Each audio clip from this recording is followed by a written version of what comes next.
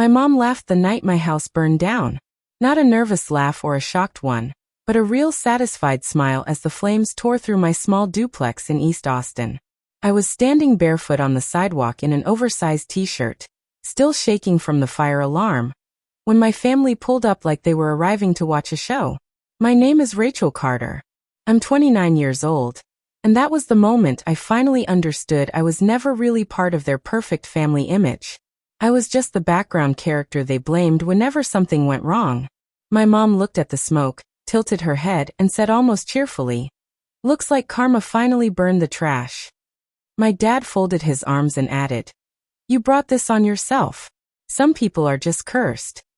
They didn't ask if I was okay, didn't ask if I was hurt, didn't ask if I had shoes or a place to sleep. Instead, they pulled out their phones. They filmed the fire trucks, took pictures with the flames behind them, snapped selfies like it was some edgy photo shoot, joking about captions and hashtags while everything I owned turned into black ash. One of them even said, "This is what happens when you walk away from family." Like the fire was some lesson the universe had delivered just for me. I didn't scream.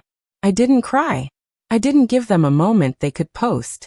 I just stared at the phone in my mom's hand, memorized the sound of their laughter mixed with the crackling wood, then turned around, ordered a rideshare, and left them standing there with their content. 1 year later, I walked back into their lives without flames, without gasoline, without touching a single match, and still managed to watch their carefully curated world burn without me. If you want to know how the so-called curse one became the only person who could have saved them, and why I chose not to, stay with me. I grew up in the Carter family where everything was a competition and someone was always performing, even when no one was watching. My mom, Diana, built an entire online brand around being the perfect relatable mom, posting polished kitchen photos and staged Sunday dinners like we were a sitcom that never got messy. My dad, Patrick, ran a small home renovation business and loved talking about hustle and personal responsibility. The kind of man who said no excuses while ignoring his own unpaid bills stacked on the counter. My older sister Sophie lived for aesthetics, planning weddings and events, posting champagne toasts and fairy lights with captions about intentional living. My younger brother Evan was always chasing the next shortcut to success, flipping used electronics, trading crypto, always one big move away from making it, and one bad week away from asking someone to save him. In their stories, they were all main characters. I wasn't. I was the one behind the scenes making sure the numbers worked. I moved out as soon as I could, trading their crowded suburban house for a small duplex in East Austin where I could finally hear myself think. I worked in financial operations at a tech startup, which is a fancy way of saying I spent my days making sure other people didn't burn their money. Ironically, the only place where my skills were treated as disposable was at home. My mom sent me screenshots of brand deals saying, "Can you just skim this? It's so boring." My dad handed me grocery bags of receipts and muttered, "Just keep the IRS happy." Sophie shoved her laptop toward me, open to a wedding budget, complaining, "These numbers hurt my head. Can you fix it so it looks cute but not scary?" Evan spammed me with "Hey, quick question" texts that were never quick and always ended with, "I'll pay you back next month." At first, I told myself I didn't mind helping, and at the beginning, I meant it. It felt good to be useful, to be the calm one who fixed things. But they never learned and never tried.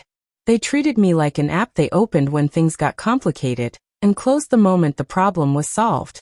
I got tired of forgetting what I'd done for who and when they'd promised to pay me back or at least say thank you. So one night, I opened a new Notion page and titled it Family Balance. Every time I fixed a tax form for my dad, I logged it. Every time I rebuilt a wedding budget for Sophie, I logged it. Every time I set up bill payments, reminders, or schedules for my mom, I logged it. Every time I tracked loans or cleaned up financial chaos for Evan, I logged it. Not because I wanted to charge them, but because I needed proof that I wasn't imagining how drained I felt. On camera, we were the Carters, a strong united family chasing big dreams. Off camera, I was the invisible safety net beneath everyone else's tightrope. And the night my house burned down while they laughed, all those small favors stopped feeling small. The morning after the fire, I woke up in a cheap highway hotel staring at a popcorn ceiling, trying to figure out which parts of my life were still real, and which had turned to smoke. Out of habit, I reached for my phone. There were no missed calls asking if I was okay, but there were notifications. A text came in from Evan with a blurry photo of my burned duplex still taped off, rows of fire emojis underneath it, and the caption, "Home sweet home." Then there was a screenshot someone forwarded from Sophie's Instagram story, a brunch table covered in mimosas and avocado toast. Her caption read, "Some people burn bridges and then act surprised when they have nowhere to go."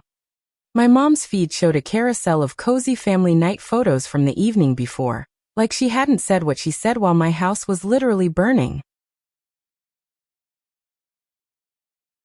The comments were full of goals and love this family, and I had to put my phone face down on the nightstand because I honestly thought I might throw it against the wall. Instead, I checked my email. The fire department report. Insurance claim forms. Cold, necessary things I knew how to handle.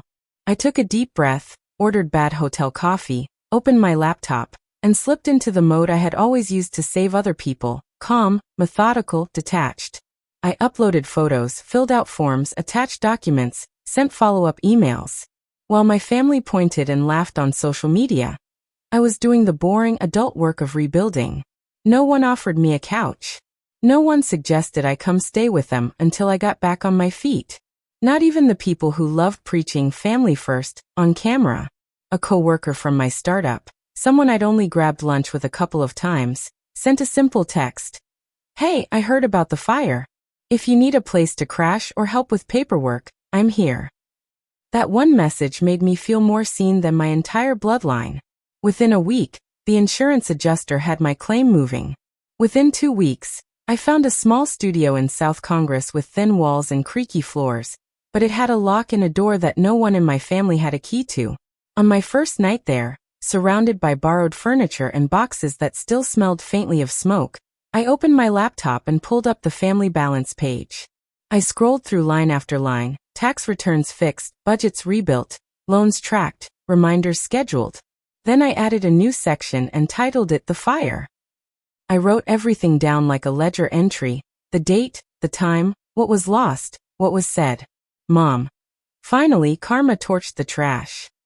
Dad. You brought this on yourself. Some people are just cursed. Family laughed, took pictures, left. Under notes I typed. No one offered help. Rebuilt alone. As I stared at the screen, something hit me harder than the flames ever had.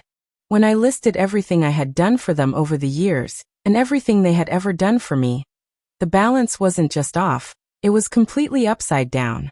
They acted like I was the cursed one, the weak link, the problem. But without me quietly holding their finances, schedules, and plans together, their version of perfect wouldn't survive a month. That thought didn't feel like revenge yet. It felt like a seed. A quiet question growing in the back of my mind. If they could stand there laughing while my life burned, why was I still making sure theirs didn't? A few months after the fire, my life looked normal again on the surface. I had my tiny South Congress studio, a new routine, and fresh spreadsheets at work that had nothing to do with my family. But they didn't stay quiet for long. One night, the family group chat lit up. Evan dropped a meme of a dumpster on fire with confetti photoshopped over it, captioned, "Rachel's housewarming party." Sophie replied with laughing emojis and wrote, "Careful, she might burn the Wi-Fi next." My mom chimed in with, "Don't be mean," then immediately followed it with, "Remember, we don't say that in public," like the real issue was someone taking a screenshot. On my birthday, Sophie posted in the chat, "Happy birthday, sis. No candles this year, right?" And added a cake gift with exploding fireworks. No one asked how my new place was. No one asked if I wanted to get dinner. What happened to me had become a running joke, something they could pull out whenever a conversation needed a punchline. At the same time, they still leaned on me like nothing had changed. My dad forwarded an email from his accountant with the subject line "Urgent, missing documents" and wrote, "Can you make sense of this? I've got too many jobs going on to deal with this nonsense." Sophie messaged me separately, attaching her wedding budget spreadsheet and saying, "This planner I hired is useless. Can you clean this up before I send it to the venue? I'll owe you one." Evan sent a photo of his bank balance and crypto app and asked, "If I sell this now and pay off this card, Will I still have enough to restock next month? My mom called one afternoon, her voice sweet. I got this letter about my insurance and some lab work. Can you log in and handle it? I hate those portals. They're so confusing. It was like the fire never happened in their minds. I was still the family's walking calculator, scheduler, and crisis hotline. The only thing that felt different was me. I started noticing the pattern every time they reached out. They never said please. Never said thank you. Never asked if I had time. It was assumed. It was expected. One Sunday, I ran into my mom at Whole Foods. She had a cart full of organic produce and her camera out, talking into her phone about resetting for the week. When she saw me, she brightened like it was a photo opportunity. "Rachel, you should come over for Sunday dinner," she said. "It's been too long. The followers keep asking why you're never in the videos." I told her I was busy. Her smile slipped. "You're missing out on family memories," she said quietly, like my absence was the problem, not the way they had stood by my burning home and laughed. Later that week, Sophie's fiancé, Mark, messaged me. They called me cursed, but I was the one keeping their bills straight, their events on budget, their healthcare scheduled, their side hustles alive. Now they were using my worst night as a meme while still expecting me to save them from every boring detail they refused to handle. The joke wasn't funny anymore, at least not to me. To them, I was still the punchline and the backup plan at the same time. Around the 1-year mark after the fire, I realized my life had split into 2 timelines. There was before the fire, when I still believed my family would show up for me the way I always showed up for them. And there was after the fire, when I couldn't unsee them smiling in front of my burning house like it was just another backdrop. That anniversary crept up on me in a way I didn't expect. I hadn't planned to mark it at all. I was just trying to get through another normal week of work and cheap takeout in my tiny studio. Then Sophie posted something on Instagram that hit me like a slap. It was a photo of her and Evan at a rooftop bar, the city skyline glowing behind them. The caption read, "1 year since we let go of toxic energy and started living for real. Some bridges are better burned." Evan commented with a fire emoji. My mom added, "Proud of our growth." My dad dropped a thumbs up. No one said my name, but they didn't have to. I was the bridge. I was the toxic energy. They burned my life down literally and metaphorically, and somehow turned it into a self-help quote about their healing. I sat on my couch with my phone in my hand and felt something solid settle in my chest. It wasn't fresh pain anymore.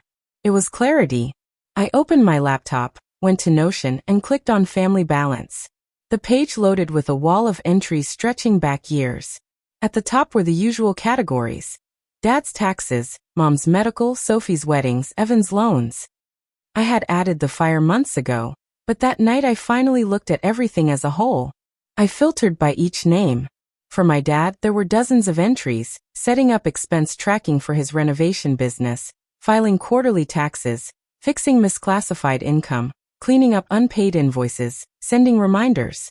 Every single task was something he would have paid a professional for, but instead he had dumped it on me with a casual, "You're good with numbers, right?"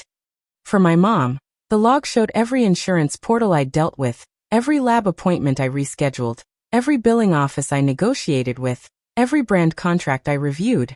I remembered her saying, "Just make sure it's not a scam." I don't have time to read all that, while posting quotes about taking charge of your life. For Sophie, the entries were a patchwork of celebrations: build budget for Johnson wedding, fix overages, create payment schedule for vendors, rework Sophie's wedding budget after venue change. I was the one who knew which deposits were refundable, which weren't, and how close she really was to overspending. For Evan, the list was a string of constant small emergencies: track loan for restock, run numbers on crypto sell versus hold, pay minimum on credit card from my account, log as loan due date next month. Every time he promised, "I'll square up when I can." And every time that one drifted further away. Seeing it all laid out, I finally understood what I was to them. Not a sister. Not a daughter. A system. A free service. The invisible infrastructure holding up their carefully curated lives. Without me, my dad would have to face the IRS on his own. My mom would have to read the contracts she signed and manage her own appointments. Sophie's dream wedding would come with a real price tag she couldn't ignore. Evan's next big flip would finally crash into reality instead of landing in my bank account. The thought scared me and thrilled me at the same time. Because if that was true, then I had more power than I'd ever allowed myself to see. They had called the fire karma. They had laughed on the curb while my home collapsed. Then they kept using me like nothing had happened, like their words were just smoke. I couldn't control the fire that destroyed my duplex. I couldn't change who they chose to be that night. But I could control access to my skills, my time, the safety net they thought was their right. So I made a decision. I was done being the silent backbone of their lives. I was done saving people who wouldn't even offer me a spare blanket while I stood in front of my own ashes. I opened a new section in Family Balance and titled it Exit Plan. I wrote the steps like a work project. Step 1. Identify every account, login, subscription, and spreadsheet I touched for them. Step 2. Transfer ownership back with proper notice and remove my access. Step 3. Stop giving loans no matter the sob story. Step 4. Stop fixing problems no one even thanks me for fixing. It wasn't about sabotage. I wouldn't delete anything or create errors. I would document, hand it back, and walk away. They believe the universe punished me for walking away from family. Fine. Let them see what really happens when I walk away. They talked about karma like it was a fire that only burned people they didn't like. What they forgot was that you can't stack your entire life on top of someone else, and then act surprised when everything collapses the moment they step out from underneath it. I didn't start by blowing anything up. I started with a message in the family group chat that sounded almost boring. Hey, I wrote, fingers steady on my phone. I need you all to know I'll be stepping back from handling any of your finances, paperwork, or accounts. Over the next few weeks, I'm going to transfer everything back into your hands and remove my access. I won't be available to fix tax issues, budgets, loans, or medical portals anymore. You'll have everything you need. After that, you'll have to manage it yourselves. I watched the typing bubbles appear and disappear. Evan replied first. LOL, what? You mad or something? Sophie followed. Is this about a meme? Come on, Rachel. My mom sent. We can talk about this at dinner. Don't make big decisions over text. My dad stayed silent for a long time, then finally wrote. Do whatever you feel you need to, but remember family should be there for each other. That one almost made me laugh. I didn't argue. I didn't explain. I just replied, this is me not being there in that way anymore. Put my phone down and got to work. The next day, I logged into my dad's accounting software, exported every report, reconciled what I could, and created a simple summary document explaining what was due, when it was due, who needed to be paid, and which forms had to go to the IRS. I emailed it all to him with clear subject lines and instructions even a stranger could follow. Then I changed the admin email from mine to his, removed my access, and logged out. A few hours later, my phone buzzed. Why did I just get an email about logging into this thing? He texted. Because it's yours now, I replied. Everything's up to date as of today. After this, you'll need to manage it or hire someone. He wrote back, you're overreacting. Like that could magically restore my login. With my mom, it was messier but not complicated. I had every medical portal bookmarked, every password saved. I printed a list of her upcoming appointments, outstanding bills, and instructions to reset her own passwords. I emailed it all to her with a simple note. Here's everything you need to manage your health accounts on your own. I'm removing my login. Then I turned off every reminder on my phone that said Mom lab work or Mom follow-up. When she called that evening, her voice was tight. Why are you doing this now? She asked. You know I hate that stuff. I kept my tone even. Because it's your health, Mom. You should be the one in charge of it. You talk about taking control of your life all the time. This is part of that. There was a pause, then a frustrated sigh. You're being dramatic over a house that was insured, she snapped. I almost reminded her of the words she had chosen that night, but I stopped myself. You don't convince people like that with memories. You just step away. Sophie took it the hardest. Her entire wedding existed as contracts, invoices, and spreadsheets I had touched. I opened her wedding budget one last time, cleaned it up, added notes about what was paid, what was pending, and which dates couldn't be missed. I forwarded every vendor thread back to her email with, "You'll want to keep these organized. I'm taking myself off the threads after this." Then I removed my email from the shared documents and vendor contact lists. 10 minutes later, my phone rang with her name flashing. I let it go to voicemail. "Rachel, what are you doing?" she said, her voice high and tight. "You can't just drop everything. The venue needs final numbers. The florist is waiting on payment. I don't understand any of this. You know that. You're literally sabotaging my wedding right now. Call me back." I didn't. Instead, I opened the last category, Evan's chaos. I pulled up the spreadsheet tracking every dollar I'd floated him, every short-term loan that turned into a long-term joke. The total made my stomach twist. I exported it, saved it, and sent one simple text. "I'm not sending any more money, ever. Attached is a list of what you already owe me. I'm not chasing you for it. I'm just done adding to it." He replied almost instantly, "Come on, or don't be like that. I'm about to flip this inventory, and then I'll be good. I just need one more bridge." I stared at the screen, then shut my phone off for an hour. When I turned it back on, there were more messages. "Seriously? Over a fire you got paid out for? That's cold. You know I count on you. Family doesn't just cut family off." The irony would have been funny if it didn't hurt so much. As I carried out my exit plan step by step, their reactions poured in: confusion, irritation, guilt trips about loyalty. No one said, "We're sorry we laughed at you." No one said, "We were wrong." They weren't upset about what they'd done. They were upset that I was finally responding to it. Within a week, the cracks showed. Dad texted a photo of an IRS notice mentioning missing forms and penalties. "What is this?" he wrote. "It's what I've been warning you about for 2 years, I replied. "You'll need to call them or hire someone. I'm not your bookkeeper." Sophie flooded my phone with screenshots of vendor emails stacking up, asking for payments and confirmations. "I don't know what this means," she wrote. "Just tell me what to say back."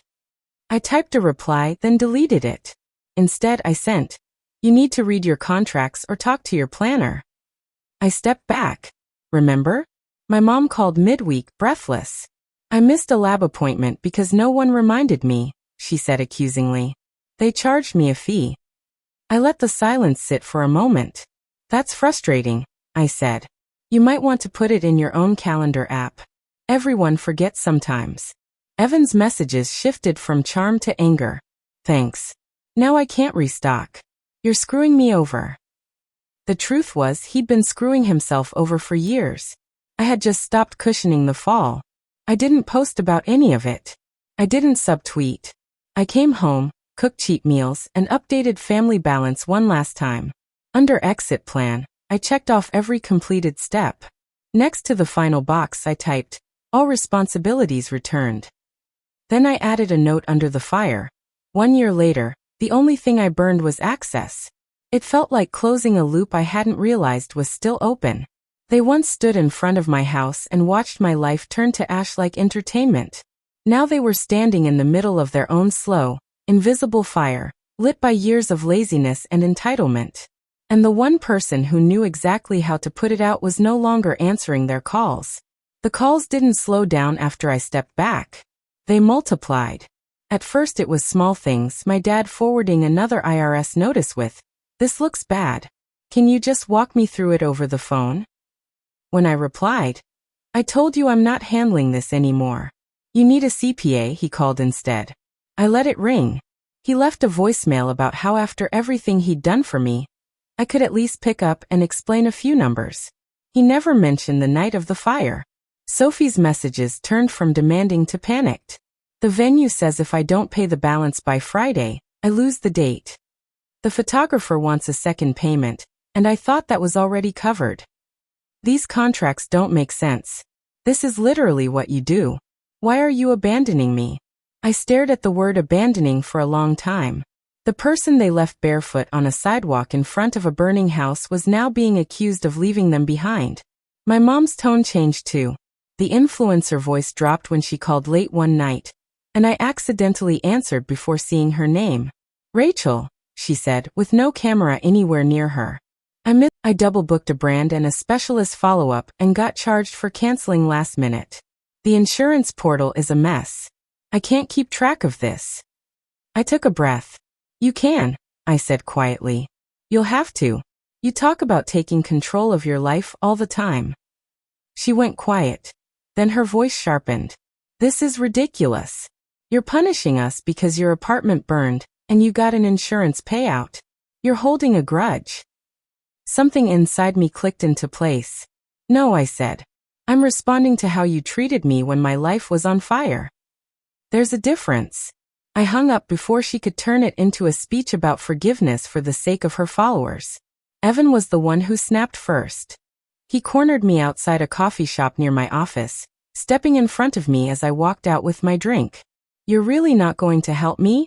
He said, eyes wide like he still couldn't believe I meant it. I've got inventory sitting in my living room and no cash to flip it. If I don't sell soon, I'm done. You know that. I shifted my cup to one hand and looked at him. You were done the day you decided my wallet was part of your business model, I said. I'm not your investor. I'm your sister. He scoffed. Sisters help each other. You're acting brand new because you had a bad month. I thought about the smoke in my lungs, the hotel ceiling, the Notion page full of all the times I had saved him from his own choices. I didn't have a bad month, Evan, I said. I had a house fire and a family who treated it like content. And this isn't new. This is me finally catching up to reality. His jaw tightened. You're going to regret this when nobody's there for you. He threw over his shoulder as he walked away.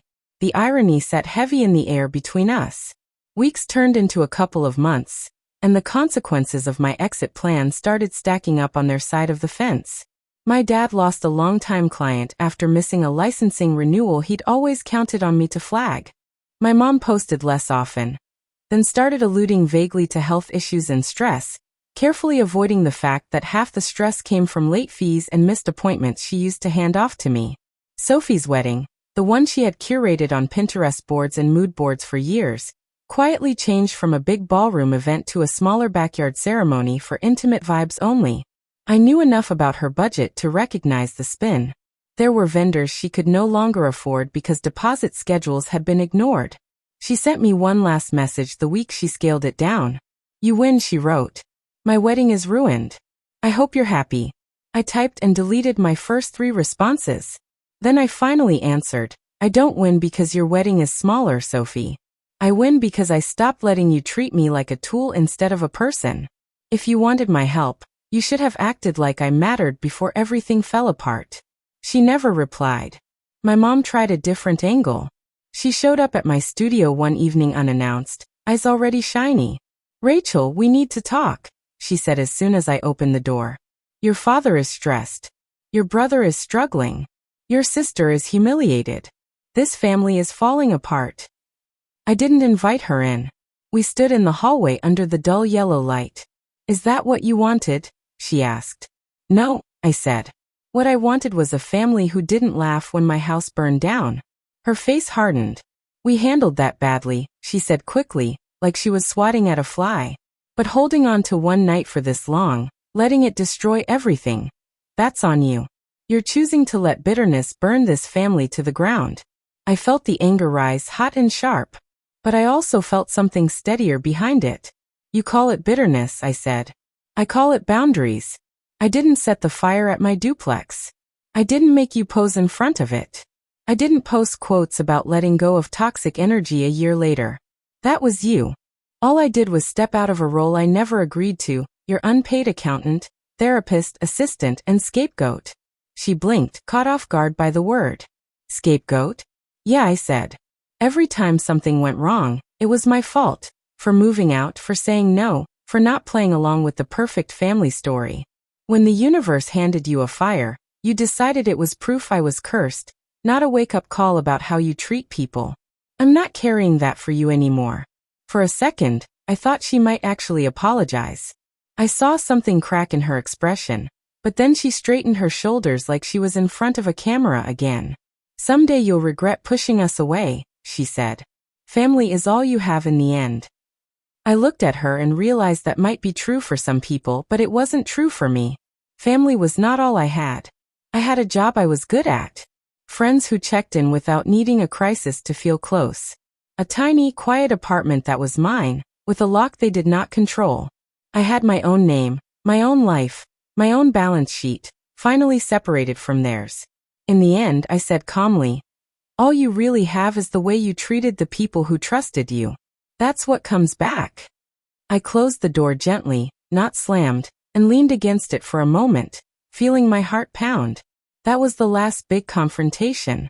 After that, the noise died down. The texts came less often. The calls eventually stopped.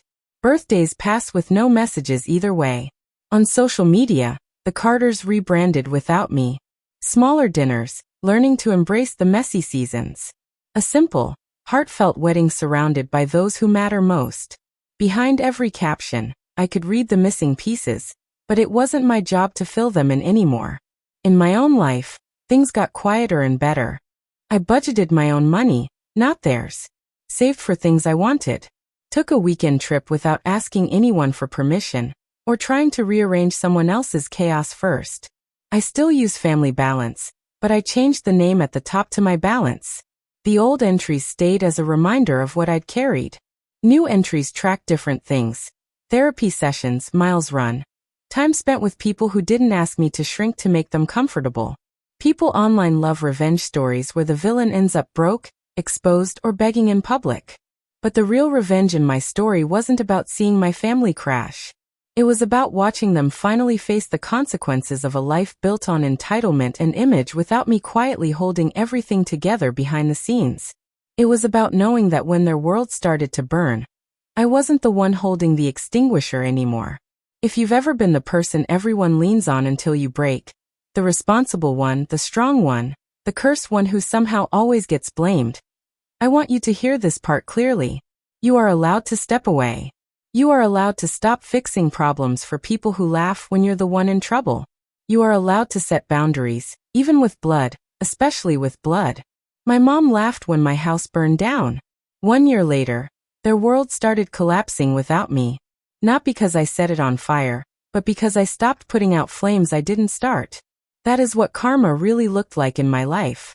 Not the universe punishing me for walking away from my family, but the universe finally letting them feel what it's like to live without the person they took for granted.